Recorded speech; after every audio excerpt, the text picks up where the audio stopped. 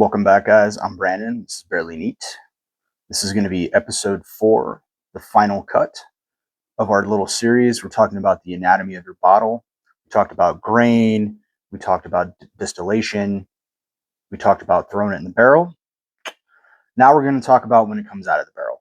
But before we get to proofing it down, why does it change in the barrel? That's because the barrel breathes. If you watched the previous videos in this series, I talked a little bit about that.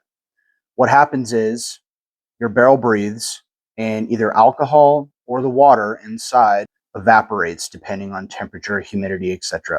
And your proof will go up or down in the barrel. What happens is you lose some of the liquid inside the barrel and it concentrates the flavor as it pulls and extracts some of those lipids and sugars from the barrel, pulling flavor and color with it. So when it comes out of the barrel, what we're left with is something that is going to be called barrel proof, or used pretty interchangeably, cask strength. So it's undiluted, which means it's how it came out of the barrel, generally speaking. Whiskey coming out of the barrel, flavors are very strong, so they'll use water and proof it down.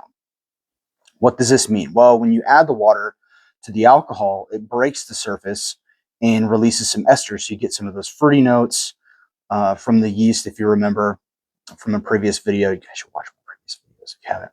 You do lose some of the potency that you would have if it were cask strength or barrel proof.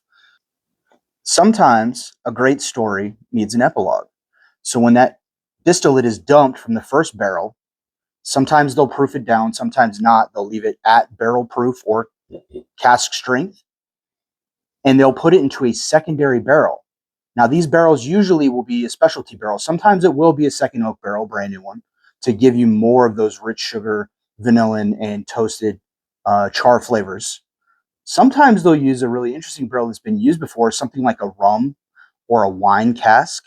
Sometimes they'll even use maple syrup barrels to give it an extra layer of flavor. What does this mean for you? If you like sweet, maybe you go for something finished in a rum cask. If you like dry wines, maybe you would go for something finished in a dry wine cask.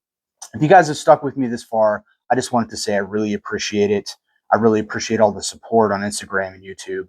And I couldn't have done any of this without you guys checking out my stuff and keeping me motivated to do these sorts of videos.